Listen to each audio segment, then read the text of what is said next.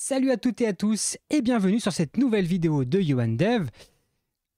On est samedi 9 h, c'est la reprise de nos vidéos, nos traditionnelles vidéos où on explore des technologies, où on découvre des nouvelles approches, où on fait du dev ensemble dans la bonne humeur et une ambiance détendue. Donc soyez les bienvenus sur cette vidéo. Cette semaine, nous allons voir comment mettre en place une documentation automatique de votre modèle de données au sein d'une application Symfony. Vous allez voir que l'objectif final, c'est que notre modèle de données s'auto-documente au fur et à mesure du projet avec une documentation exhaustive de toutes les tables, de tous les champs, de toutes les relations entre nos tables et nos champs qui va nous générer des jolis petits graphiques pour voir visuellement nos bases de données. Et nous allons générer tout ça directement sur GitLab avec GitLab CI et nous allons nous payer le luxe de publier cette documentation sur un espace GitLab Page pour, de cette manière, rendre facilement accessible la documentation autour de notre application. Vous le savez, la documentation, c'est le nerf de la guerre dans un projet. Et si vous manipulez un projet avec un modèle de données complexe, ça peut être intéressant de fournir ces informations-là à tous les développeurs et à tous les gens qui interagissent avec la base de données. Ça peut être les développeurs, ça peut être des gens qui, je ne sais pas, font de l'analyse de données, qui vont se connecter à la base de données. Ça peut être, bref, plein de monde est toujours intéressé par ça. Alors, allez, on va débuter. Alors, avant de commencer, vous le savez, c'est le jeu sur YouTube. On like, on s'abonne, on commente. Bref, je ne vous fais pas le topo. Vous connaissez l'histoire. Et on ne perd pas de temps. On passe tout de suite en mode tuto. Je me mets en tout petit, voilà, dans un petit coin. Et on va attaquer directement notre petite découverte. L'outil qu'on va utiliser s'appelle SchemaSpy. Mais pour faire fonctionner tout ça, on va, comme vous le savez, j'aime bien faire ça, utiliser un petit projet Symfony. Donc nous allons nous créer un projet from scratch qu'on va appeler Symfony New et on va l'appeler docbdd par exemple.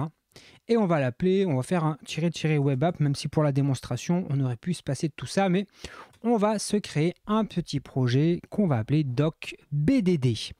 On va laisser tranquillement mon petit composeur faire le nécessaire. Alors j'ai ma connexion internet qui est capricieuse là depuis quelques jours, j'espère que ça va pas trop nous pénaliser ce soir. En tout cas, ce soir, moi c'est le soir au moment où je tourne la vidéo, peut-être que vous regardez cette vidéo à 6 h du matin, quelle drôle d'idée. Eh bien, bonjour, j'espère que vous avez bien dormi. Allez, c'est bon, c'est démarré et nous allons sans plus attendre rentrer dans le répertoire en question, docbdd, parfait. Et qu'est-ce que nous allons faire? Nous allons nous créer plein de petites entités, plein de petites bases de données pour avoir de quoi documenter ça. Donc là, on va ouvrir le projet dans un Visual Studio Code, comme ça sera fait, pas de souci, on n'aura pas besoin de le faire tout à l'heure. Je vais zoomer un peu d'ailleurs tout de suite, sinon je vais zapper l'histoire. Parfait. On va se créer une première entité qu'on va appeler artiste. Là, je vous propose de faire une espèce de base de données autour de la notion d'artiste, d'album, de style, de label, bref, un truc qui n'a ni queue ni tête, mais l'idée c'est juste de pouvoir avoir des données, en tout cas un modèle de données à manipuler et à vous montrer. Donc on va se créer, on va faire un Symfony console make entity et on va l'appeler artiste. Voilà, les artistes, l'entité des artistes. Qu'est-ce qu'on va vouloir? On va vouloir mettre un nom, un string 255 qui ne peut pas être nul. On va vouloir des prénoms. Oui, messieurs, dames, je le mets en français. Et alors, qu'est-ce que vous allez faire?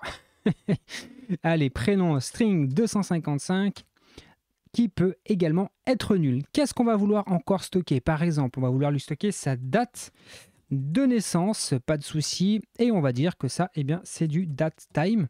Hop, datetime, pas de problème. Est-ce que ça peut être nul? Eh bien non, ça ne peut pas être nul. Et on a fini avec notre entité artiste. Je vous avais dit, ça va aller très vite. On a une deuxième entité qui va être l'entité album. Donc on va se créer ici gentiment une entité album. Qu'est-ce qu'on va mettre dans notre entité album? Eh bien on va mettre tout simplement des artistes. Alors on va mettre artiste de l'album. Alors on va imaginer qu'il peut y avoir plusieurs artistes d'ailleurs, donc on va mettre artiste au pluriel. Ça va être un champ de type relation. Relation avec quoi? Eh bien avec la table artiste, tout simplement. Voilà. Et ça va être une relation de type many to many. Ça veut dire qu'il peut y avoir plusieurs artistes au sein d'un album et un artiste peut être lui aussi sur plusieurs albums. Donc on fait du many to many. On va répondre oui à tout, on ne se prend pas la tête. Voilà, parfait. Ensuite, qu'est-ce qu'on a? On a par exemple la date de sortie de l'album. Donc on va se faire un petit date de sortie. Voilà, on va dire que c'est du date time. Parfait, qui ne peut pas être nul. Qu'est-ce qu'on veut? On veut le nom de l'album, bien évidemment. Mettre nom, string 255, qui ne peut pas être nul. Et on va dire que c'est pas mal pour notre album. Ensuite, on va voir la notion de style. Quel est le style de musique, etc., etc., ou le style principal, ou le style, ou les styles d'un artiste. Donc on va se créer une petite entité qu'on va appeler style. Voilà, style, eh bien, comme je vous le disais, on peut spécifier des albums avec un style. Donc on va créer ici un champ album de type relation qui est connecté avec l'entité album. Et ben pareil, hein, ça va être une relation de type many to many, hein, parce qu'un album peut avoir plusieurs styles et le style peut évidemment être dans plusieurs albums. Donc il nous faut une relation many to many. On répond tout par défaut, on ne se prend pas la tête, c'est parfait. Pareil, hein, on va rajouter artiste, parce que les artistes peuvent avoir du style ou des styles artistes. Voilà, on va le mettre au pluriel. C'est toujours de type relation avec artiste. Et c'est toujours un many to many. Parfait, on laisse tout par défaut. Qu'est-ce qu'on peut avoir encore dans cette table qu'on a oublié? Ah bah, peut-être le nom du style. Hein, ça, hop, c'est bon. Et le nom du style. On ne l'a pas mis, mais il faut bien qu'on donne le nom à notre style. Donc on va dire nom, string 255, qui ne peut pas être nul. Et on en a fini pour notre table style. Allez, on va se créer une dernière petite entité pour la question des labels. Les labels de musique. Première chose, on va donner un petit nom à notre label, string 255 qui peut être nul, parfait. Qui ne peut pas être nul, pardon. Ensuite, on va vouloir lui rajouter quoi? Des albums. Hein. Le label peut être à l'origine de plusieurs albums. Donc ça va être de type relation avec album, parfait. Et là, on va mettre un one to many. Ça veut dire que chaque label peut être relié à plusieurs albums, mais un album est relié à un seul label. En tout cas, dans notre modèle, on considère que c'est comme ça. Et puis, ça sera bien bon pour notre modèle. On remplit tout par défaut. Parfait, on a terminé. Donc maintenant, on va gentiment se créer notre fichier de migration, mais pour ça, il faut qu'on démarre notre base de données. Donc là, moi, j'ai l'habitude sur la chaîne d'utiliser Docker pour lancer mes instances de base de données. Si vous n'utilisez pas Docker, il faudra configurer votre projet Symfony pour utiliser une base de données de votre choix. Moi, je vais utiliser celle qui est fournie par défaut dans un projet Symfony 6, c'est-à-dire PostgreSQL. Donc, je vais démarrer le Docker Compose qui est fourni avec une nouvelle installation de Symfony. Hein. Quand on démarre un projet, automatiquement, on a un petit fichier Docker Compose. On peut aller rapidement jeter un coup d'œil hein, si vous le souhaitez. Ici, on a un Docker Compose qui est ici. Et vous le voyez, hein, par défaut, il lance une image Postgres. Donc, moi, on va utiliser ça. C'est très bien. D'ailleurs, hein, si vous pouvez utiliser Postgres sur tous vos projets, le monde s'en portera beaucoup mieux. Ensuite, on va lancer un Symfony Make migration pour fabriquer la migration de notre projet. Donc là, ça nous crée les fichiers et tant qu'à faire, on va appliquer nos migrations. Doctrine, migration, hop, migrate. Comme ça, on répond yes et boum, on a les données dans notre base de données. Maintenant, hein, si on va voir dans notre Visual Studio Code ici, on a un grand fichier de migration ici qui fait quoi? Qui nous crée toutes nos tables, qui nous crée tous nos index, qui crée tout ce qu'on a à faire pour générer notre base de données. Et c'est précisément cette base de données-là, celle qu'on vient de jouer hein, finalement quand on a fait le DMM, c'est-à-dire le Doctrine Migration Migrate. Lorsqu'on a fait ça, on a réellement créé la base de données, réellement créé les tables dans notre base de données. Donc là, on a actuellement une base de données avec tout ça à l'intérieur.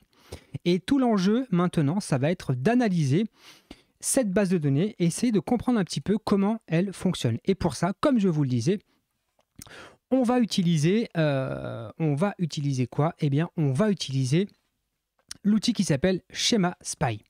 Donc, je vais vous montrer la doc. Elle est là. C'est l'outil qu'on va utiliser qui s'appelle Schema Spy. Schema Spy, quel est son objectif? C'est de fabriquer, vous voyez, ce genre de petites choses ici qui va vous permettre eh bien, de documenter toutes les tables, tous les champs, toutes les relations de votre base de données dans un petit, finalement, une espèce de mini site statique avec l'ensemble de la documentation. Et donc, on va vouloir se générer ça. Donc, on a une petite modification à faire. Avant d'aller plus loin, on va, en tout cas dans mon cas, aller modifier le docker compose.override.yml parce qu'on va devoir exposer notre base de données à l'extérieur de Docker parce que dans mon cas, c'est ce que je veux faire. Mais si vous avez déjà une base de données qui est accessible depuis votre localhost, eh bien, vous n'avez pas besoin de faire ça. Je vais l'exposer sur le port 5678 parce que le 5432 est déjà occupé sur mon poste. Et on va juste se redémarrer le petit Docker Compose pour qu'il redémarre comme il faut la base de données et qu'il l'expose sur ces ports-là. Et ensuite, on va utiliser notre petit schéma Spy. Alors, si on va, hop, j'ai fermé la page, mais si je la réouvre et qu'on regarde la documentation de schéma Spy, il nous propose plein de façons de lancer, notamment en Java, puisque c'est une application Java. Mais on a la possibilité de l'utiliser directement depuis une image Docker. Donc ça marche très très bien, il n'y a aucun souci avec ça. Moi personnellement, je vais vous faire la démonstration avec une image Docker qui n'est pas l'image Docker officielle. Simplement parce qu'en fait, ça c'est l'image officielle. Mais moi, je vais prendre celle-ci tout simplement parce qu'elle permet d'utiliser Schema Spy très facilement avec PostgreSQL juste en passant quelques paramètres à notre ligne de commande Docker. Mais grosso modo, ça ne change rien, hein, ça reste du Schema Spy, tout ce qu'il y a de plus classique, mais c'est juste que cette image-là, elle est bien pratique. Donc, comment on va faire? Alors là, je suis désolé d'avance, on va devoir taper une immonde ligne de commande. N'ayez pas peur, on va l'expliquer, mais elle peut faire un peu peur, celle-ci. Hop, si j'arrive à la copier-coller, ouais, d'ailleurs, vous voyez, elle est complètement foirée. Qu'est-ce que c'est? Alors, ça m'a fait n'importe quoi. Hop, hop. Ok. Doc. On va y arriver, hein. Doc BDD. Voilà, je ne sais pas pourquoi j'ai changé de répertoire. Et on va essayer de copier-coller. Alors, je ne sais pas pourquoi quand je fais le coller avec mon clavier de temps en temps, ça me fait un truc chelou. Donc là, il y a une très longue commande qui peut faire un peu peur. N'ayez pas peur. D'ailleurs, ça, hop, il n'y en a pas besoin. Je vous l'explique pour qu'on comprenne un peu mieux ce qu'est fait cette commande. On lui dit, fais-moi un Docker Run, et on passe l'argument RM, hein, comme ça. Ça permet, alors je ne sais plus ce que ça veut dire exactement, le RM. Bref, ça fait partie de la documentation. Ensuite, on lui dit, et ça c'est très important, on lui dit ton réseau, c'est le réseau de l'hôte. Ça va nous permettre de faire du localhost, parce que sinon, on serait à l'intérieur du conteneur de Schema Spy et on n'aurait pas accès à la base de données PostgreSQL. Donc ça, très important. Ensuite, qu'est-ce qu'on fait? On va créer un mappage ici. On va dire que le répertoire qui se trouve dans le conteneur, dans le répertoire /output, je veux que tu le mappes dans le répertoire courant, dans un sous-répertoire qui va s'appeler output. Ce qui veut dire que dans notre répertoire ici de notre Visual Studio Code, quand on va exécuter Schema Spy, il va y avoir un petit répertoire output qui va être créé. Ensuite, on précise l'image qu'on utilise, donc celle que je vous ai montrée. Ensuite, ici, on a un certain nombre de paramètres ici qui sont propres à Schema Spy. On lui dit l'hôte qui héberge la base de données, c'est host localhost. Sur le port 5678, tel que je l'ai modifié, on lui dit le nom de la base de données, c'est le nom de l'utilisateur, pardon, c'est app. Alors ça provient de où? Ça provient tout simplement du Docker Compose qui est fourni par Symfony. Et le user de base, vous le voyez ici, il s'appelle app et le mot de passe s'appelle change me, et la base de données c'est app. Donc là, simplement on lui dit l'utilisateur c'est app, le mot de passe c'est change me, on veut faire l'analyse de la base de données app et on veut uniquement le schéma public. Donc là, logiquement, si je tape entrée, ça va exécuter Schema Spy dans mon conteneur, il va se connecter à ma base de données et il va me générer dans un répertoire output le résultat de l'analyse de notre base de données. Donc là, si tout s'est bien passé et si j'ai pas fait n'importe quoi, vous voyez qu'on a un petit répertoire output ici qui a fait, je vais dézoomer un petit peu, qui a fait son apparition. D'ailleurs, ce qu'on va se faire pour pas avoir de soucis, parce que là ça fait trop de bazar qui est détecté par notre repository, on va simplement dire à Git d'ignorer le répertoire output, tout simplement. Et de cette façon, hop, ici le nombre redescend considérablement parce qu'on n'a pas envie de versionner ce répertoire output, ça n'a aucun intérêt. Donc on a ici un output, vous voyez, avec plein de fichiers et notamment un fichier index.html qu'on va ouvrir tout de suite. Là, je fais ouvrir avec un petit live server ici et il va me l'ouvrir directement dans un Chrome. Parfait. Et là, on a la documentation de notre petite base de données, celle qu'on vient de créer à l'instant avec la notion d'album, d'artiste, etc., etc. On se rend compte qu'on a déjà, mine de rien, 9 tables. Parce qu'on a les tables qu'on a créées nous, et puis il y a les tables d'association qui a été créée par Symfony. Par exemple, la table d'association Many to Many, qui fait le lien entre les styles et les albums, entre les styles et les artistes, entre les albums et les artistes. Donc ça permet de voir un petit peu toutes les bases de données. Donc ça, c'est très intéressant. L'information que j'aime bien voir, moi, c'est la partie relationship, parce que ça vous permet ici tout de suite de voir, alors je ne sais pas si on fait large ou on ne voit pas grand-chose de différent, mais directement le schéma de votre base de données. Donc ça, c'est très intéressant. Alors là, évidemment, on a un modèle qui est tout petit, mais n'empêche que c'est quand même intéressant parce que ça permet comme ça, en un coup d'œil, d'avoir le modèle de données de votre application. Si on passe par table, on peut ouvrir une table en particulier. On va ouvrir artiste par exemple. On a évidemment un récapitulatif des colonnes, de leur type, de leur taille. Est-ce qu'ils peuvent être nuls? Est-ce que ceci? Est-ce que cela? On voit les liens qui sont connectés, album artiste, style artiste. On a les primary keys qui y sont associés et on a le petit schéma qui est au premier degré connecté à artiste. Et on voit qu'au premier degré connecté à artiste, on a les tables d'association, celles qui servent au many to many.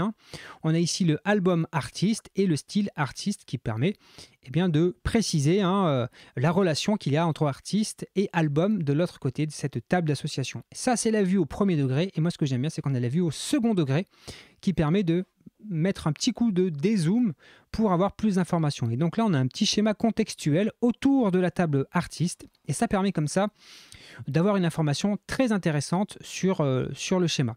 Donc moi, j'aime beaucoup ça. C'est très intéressant. Vous avez plein d'autres informations. Vous avez ici un listing de toutes les colonnes de l'application. Donc là, vous voyez que c'est déjà, on a quand même déjà 28 colonnes, 28 types de données qui ont été générés. On a les contraintes qui sont mises en place. Donc là, c'est toutes les foreign keys. On a les tables orphelines, ça c'est intéressant. On voit qu'on a la table de gestion des migrations propre à Symfony et la table du Messenger qui est fournie directement. Cette table, elle est créée directement lorsqu'on initie un projet Symfony 6. Et puis on a tout un tas d'autres choses là, qui ne pointent rien, notamment les anomalies et les routines. Là, ce n'est pas ce qui nous intéresse aujourd'hui. Donc là déjà, on voit le premier intérêt de pouvoir générer directement comme ça une documentation. N'empêche que vous allez me dire, mais d'accord, mais je peux déjà avoir plus ou moins ces informations si je vais dans le code. C'est vrai, alors sauf si vous n'êtes pas développeur, vous allez préférer venir ici.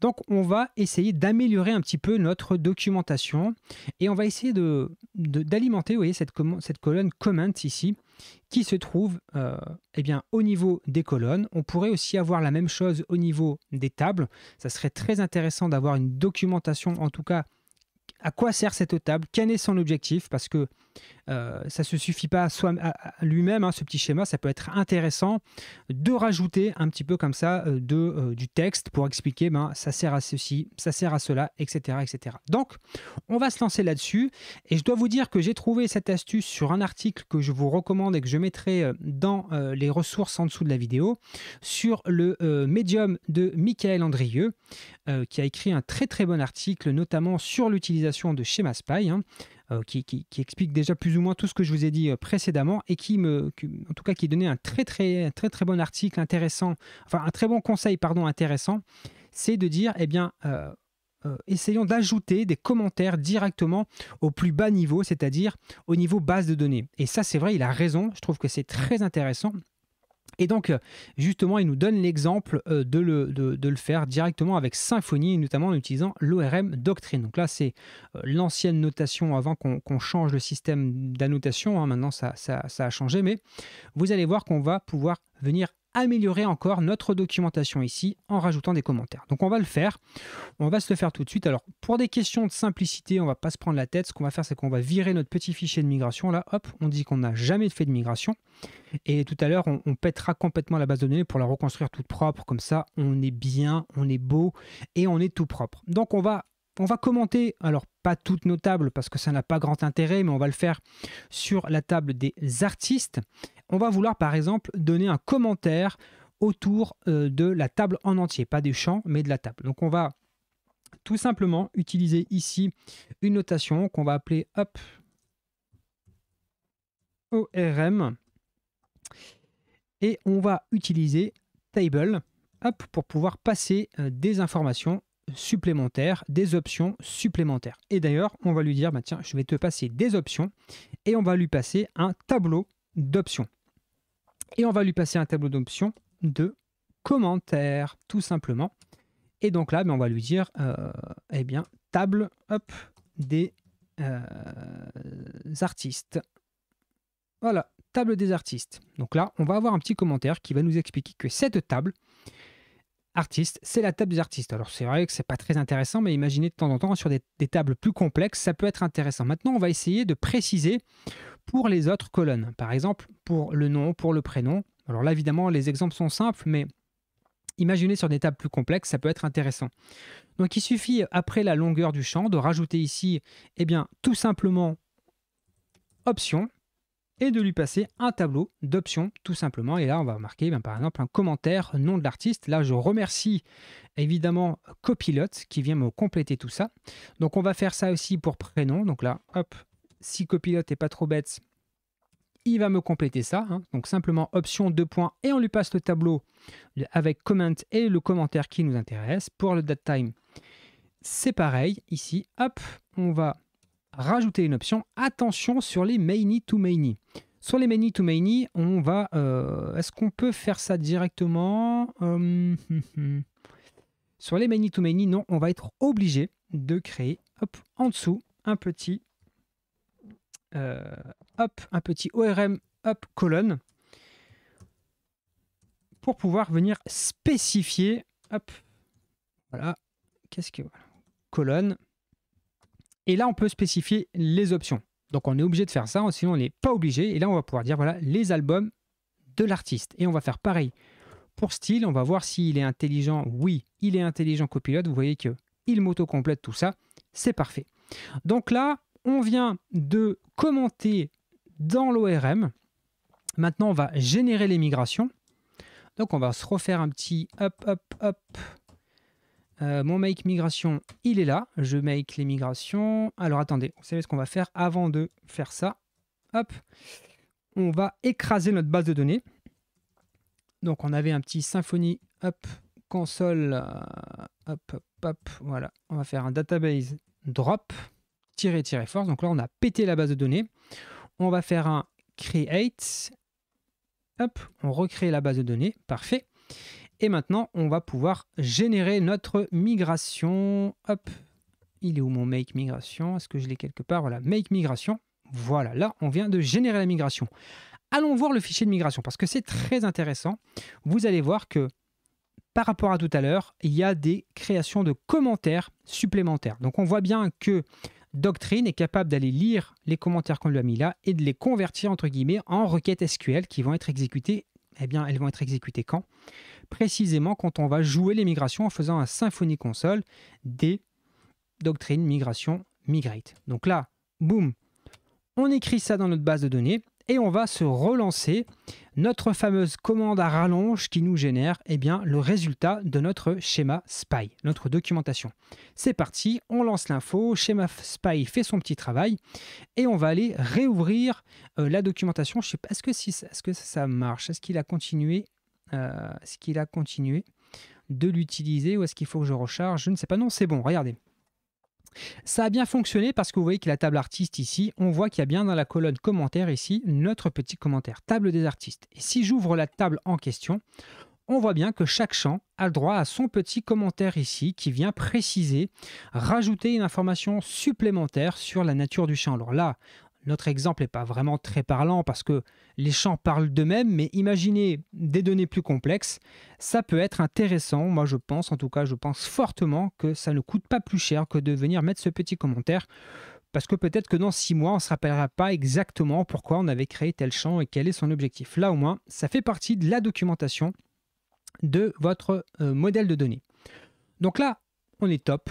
On est pas mal, on est capable de générer la documentation en local sur notre poste. Et c'est déjà énorme. Maintenant, on va vouloir automatiser ça parce qu'on n'a aucune envie de générer ça. Après, il faudrait prendre les fichiers, les déployer quelque part.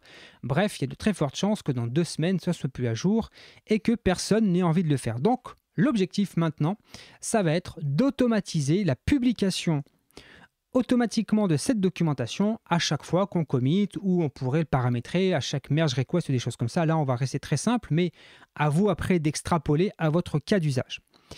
Pour ça, il faut qu'on branche notre projet sur un dépôt GitLab. J'ai créé au préalable un petit dépôt sur gitlab.com et je vais juste tout simplement brancher entre guillemets le dépôt local sur ce projet GitLab. Hop, je vais faire un petit git ici, parfait.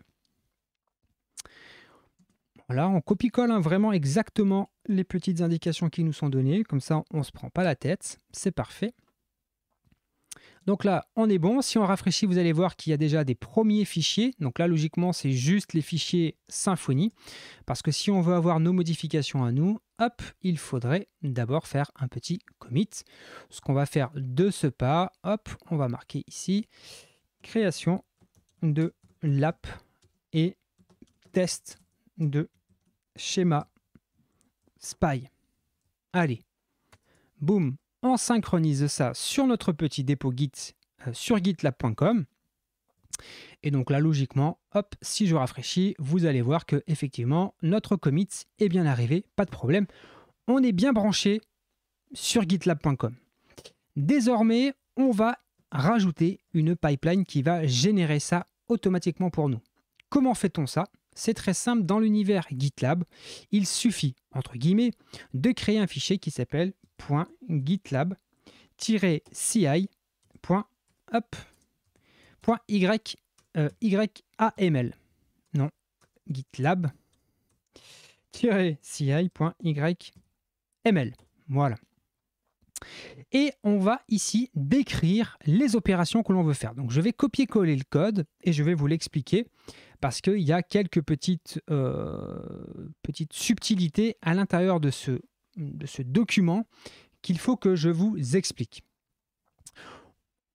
On va le faire en 2 étapes. On a une première étape où on génère ici la base de données. Donc là, vous voyez qu'en fait, on va générer les commandes classiques Symfony où on drop la base de données si elle existe, on recrée la base de données, on joue les migrations, et après, vous voyez qu'ici, on fait un dump de la base de données. On fabrique un fichier qui s'appelle postgres_test.sql. Donc en gros, dans notre pipeline GitLab, vous le voyez ici, on démarre une base de données PostgreSQL dans un conteneur qui s'appelle Johan Bernabeu PHPQA with Tools. Qu'est-ce que c'est que tout ce bazar? Eh bien ça, en fait, moi j'ai l'habitude d'utiliser une image Docker qui s'appelle jackzal/phpqa qui fournit plein d'outils statiques, enfin d'analyse statique de PHP. Je l'ai simplement prise et j'ai rajouté quelques outils. Je peux vous montrer éventuellement d'ailleurs les fichiers sources qui m'ont permis de construire ces images. Je vais vous montrer ça, Docker, hop, c'est là. Ouais, je peux faire ça comme ça, hop. Tac. Et ouvrir sur le côté, parfait. Hop, je vais vous montrer ça de ce pas. Voilà les 2 images Docker qu'on va utiliser. Hein. La première ici, vous voyez que je pars d'une image qui s'appelle jackzal phpqa. Je bascule en route, mais on s'en fout parce que ces images sont vraiment dédiées uniquement à être exécutées dans un contexte de pipeline, donc il n'y a pas de questions à se poser. Et j'installe un certain nombre d'outils dont j'ai besoin pour exécuter ma pipeline. Et notamment les outils PostgreSQL Client version 13. Et puis quelques outils aussi PHP, notamment PDO, PGSQL pour pouvoir interagir avec la base de données. Pourquoi est-ce que je fais tout ça? Parce que dans la pipeline, j'ai besoin de faire un dump de la base de données, de stocker ce dump dans ce qu'on appelle un artefact, parce que j'en ai besoin à la deuxième étape de notre pipeline, où on démarre une seconde instance de PostgreSQL, on l'appelle Postgres 2 d'ailleurs, et ici, qu'est-ce qu'on fait? On va chercher une autre image Docker qui s'appelle SchemaSpy PostgreSQL Client. Je vais vous montrer le Docker Compose de cette image. Vous allez voir, elle est très très simple. Je me base sur l'image officielle de SchemaSpy, toujours user root. Et là, qu'est-ce que je fais? Tout simplement, j'ajoute PostgreSQL et PostgreSQL Client pour pouvoir faire un import du dump que j'ai créé à l'étape précédente. Ça paraît un peu barbare comme ça, mais en gros, dans cette première étape, je démarre une base de données, j'installe mon application Symfony, je joue les migrations, je fabrique un dump, première étape. Et deuxième étape, qu'est-ce que je fais? Je lance une base de données PostgreSQL, je démarre une image Docker de SchemaSpy un petit peu modifiée pour avoir PostgreSQL Client à l'intérieur. Et une fois que je suis à l'intérieur, donc je la fais bien démarrer dans le entry point bin sh pour pouvoir taper des commandes. Là, je mets juste un before script pwd. Ça n'a pas grande importance, mais c'est parce que j'ai pas envie qu'il joue mon composer install. Bon, bref, peu importe. Et là, j'exécute vraiment les commandes à l'intérieur de mon SchemaSpy. Première commande, qu'est-ce que je fais ici? Tout simplement, je fais un import de mon fichier PostgreSQL, le dump qu'on a fait à l'étape précédente. Donc, je l'importe à l'intérieur de ma nouvelle instance de PostgreSQL dans cette deuxième étape de ma pipeline. Et ensuite, je lance la commande de SchemaSpy. Donc là, c'est la commande Java cette fois-ci parce que je suis à l'intérieur du conteneur. Donc, je n'ai pas besoin de faire une commande Docker. Et là, je lui dis quoi? Je lui donne les informations pour fabriquer ma petite documentation statique autour de ma documentation, et je lui dis et tu m'exportes ça dans un répertoire public. Ça, c'est très très très important. Cette fois-ci, je lui dis plus le répertoire output, mais je lui dis le répertoire public. Donc là, vous voyez, il y a pas mal de choses dans les commandes. Elles sont un peu longues, mais en fait, c'est simplement parce que, vous voyez, cette longue commande-là, je lui passe les paramètres de connexion à la base de données. Je lui dis l'utilisateur, c'est Postgres, l'host, c'est Postgres, la database, elle s'appelle Postgres_test, et le dump s'appelle Postgres_test.sql. Et puis, pareil, un rebelote ici, on fait la même chose dans l'autre sens pour importer la base de données. Et ensuite, qu'est-ce qu'on fait? On exporte tout dans le répertoire public et on fabrique un artefact. Un artefact du répertoire public. Et ça, c'est extrêmement important. Et cette étape, vous l'avez vu, elle s'appelle Pages ici. En mettant cette étape qui s'appelle Pages et en fabriquant ici un artefact du répertoire public, automatiquement, vous allez voir qu'on va fabriquer automatiquement, sans se poser de questions, la publication dans un GitLab page de notre documentation. Donc là, si tout fonctionne bien, je vais pouvoir committer ça. Hop, on va rajouter ici ajout de la génération de la doc dans la CI. On commit, on envoie ça à GitLab et allons voir du côté de GitLab ce qui se passe, notamment du côté des pipelines ici. On va regarder notre petite pipeline. Effectivement, elle s'est bien déclenchée. Et si on va voir le détail de notre pipeline, vous allez voir qu'il y a un certain nombre d'étapes. Ici, on en voit deux. On peut voir qu'elles sont dépendantes les unes des autres. La première ici, rappelez-vous, qu'est-ce qu'on fait? On installe notre application Symfony, on débarre une base de données, on joue les migrations et on fabrique un dump. Donc on va aller voir ça tout de suite. On va aller voir comment ça se passe. Logiquement, c'est censé bien se passer. On va quand même vérifier. Donc là, on voit bien que ça utilise la petite image que j'ai fabriquée pour l'occasion, qui utilise PHPQA, une image Docker que je vous conseille fortement d'utiliser si vous avez des tests à faire dans vos pipelines. Ça vous évite d'installer les outils dans vos applications. C'est un truc un peu passe-partout et c'est vraiment très pratique. Et là, simplement, j'ai rajouté quelques petits outils, notamment PostgreSQL Client, qui me permet de faire le dump et puis les extensions PHP pour pouvoir interagir avec une base de données PostgreSQL, puisque par défaut, PHPQA, c'est vraiment dédié à l'utilisation d'outils d'analyse statique. Donc, il n'est pas censé interagir avec la base de données. Donc là, on voit bien qu'il fait bien tout ce qu'il a à faire. Il a bien créé la base de données, il a bien joué les migrations, il a bien fait le dump, il a bien réussi à fabriquer l'artefact. On voit d'ailleurs qu'on pourrait déjà le télécharger ici. Et logiquement, si on va dans la pipeline, il a dû passer à l'étape suivante, à l'étape où il fabrique notre documentation. Donc on va aller voir ça ici. Donc qu'est-ce qu'il va faire? Là, il démarre la petite image Docker que j'ai fabriquée à nouveau pour l'occasion, qui est un espèce de dérivé de l'image SchemaSpy de base, avec simplement PostgreSQL ajouté en plus pour pouvoir prendre le dump qu'on vient de fabriquer et l'insérer dans une nouvelle base de données, parce que là, on a démarré une nouvelle base de données PostgreSQL dans cette deuxième étape.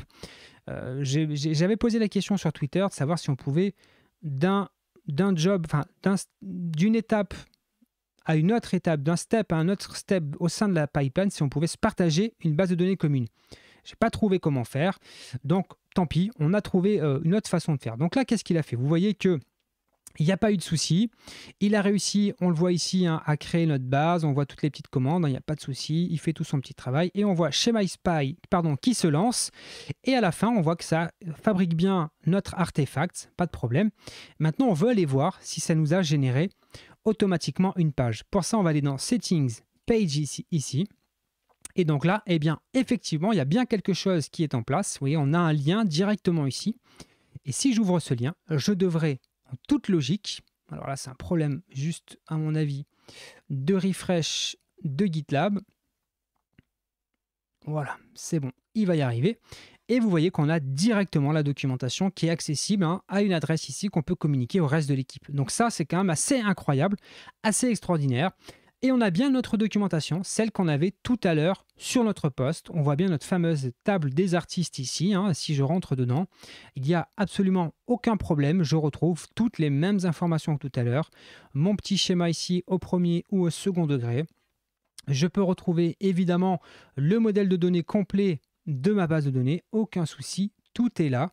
Et vous pouvez comme ça facilement partager la documentation. Vous avez vu, il a suffi simplement, entre guillemets, de créer cette petite pipeline et les quelques petites images Docker qu'on utilise, celle-ci ici, celle-ci ici, qui sont disponibles d'ailleurs sur le hub Docker. Alors bon, là je les ai créées vraiment pour l'occasion, un peu vite fait pour pouvoir vous faire la démonstration, mais vous pouvez les reproduire facilement. Ce que je vais faire, je vais vous mettre à disposition aussi le compte, tout le projet, je vais le mettre à disposition, je vous mettrai le lien. Ce que je vais faire, c'est que je vais vous rajouter dans le projet les images, les Docker files qui vont avec. Je vais les rajouter ici, vous allez voir, hop, coller. Je vous mets dans un répertoire Docker, le Docker file pour PHPQA avec les petites modifs que j'ai fait et le Docker file pour SchemaSpy avec les petites modifs que j'ai fait. Je change des trucs sur le entry point, bon, 2-3 bricoles pour pouvoir facilement réaliser cette petite pipeline tout simplement.